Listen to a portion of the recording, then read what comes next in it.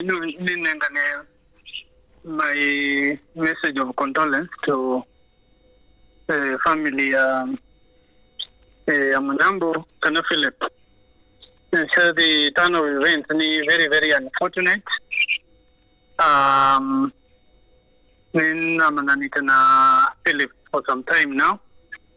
Na gave very promising, na very energetic, na full of future. Na tuweza maundu maingi muno tunaende kanake has been very resourceful katika mipangilio yetu, even na programs ila tuipangilia chake serikali na even cha kwaka chama. And surprisingly we had a meeting last week.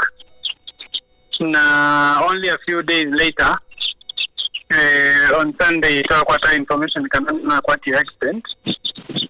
Na nilani na ndio kumwona hospitali na ndana in bad shape, condition ndana ndoko. Na nena daktari anenge brief.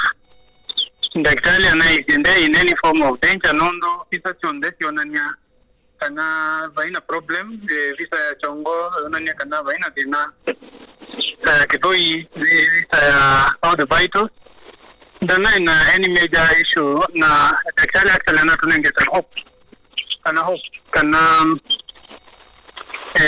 by today Munyao would be probably discharged by today. Issue ilo na inayono ila manasya waiva ina an accident waileta na shock na sometimes ni affect ya mundo kiasi ukedia ni wa take time ku recover speech, but anayo msio ukedia no ku move a bit of difficulties in identifying people, but when I went there I was able to identify me and a few other people. Kutu ni very tragic nundu. None of us was expecting this. It has come at it is really, really sad.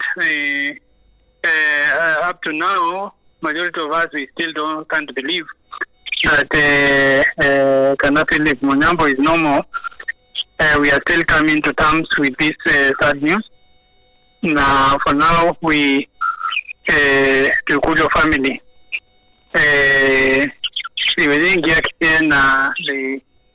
we all get to prayers to give the family prayers because I know they were not prepared for any of this. Na family ya Munyao Philip Munyao hospitali, they were full of hopes and everybody was discussing how fast based na hopes how fast he can recover and we resume our plans. Na ni family yake ni devastated, and see the brothers along with it also na more they are devastated, but niandani nenge message yokiakisho na kana mivango yito ku yonde is also finally do mivango yangai, and we even as we move forward to establish exactly what was the cause of death after the accident, what transpired, and what is it that tuinama nechukua na visani. Maybe after post-mortem, maybe musungu asuma yeso kuvika family zingi yake na also followers na supporters ila nezi tumbingi siya Munyao. He was a candidate in the previous election. Sio onde siwe zingi yake muno tuyumbanisha mivango ya kumana ondo tutaona kumuma. For now mwiwa Munyao we katika Chiromo mochari na maybe nundu tuko na meeting afternoon kitu iko to update or to update na what next. Nina kwa na meeting na also to meet na family to chart the way forward.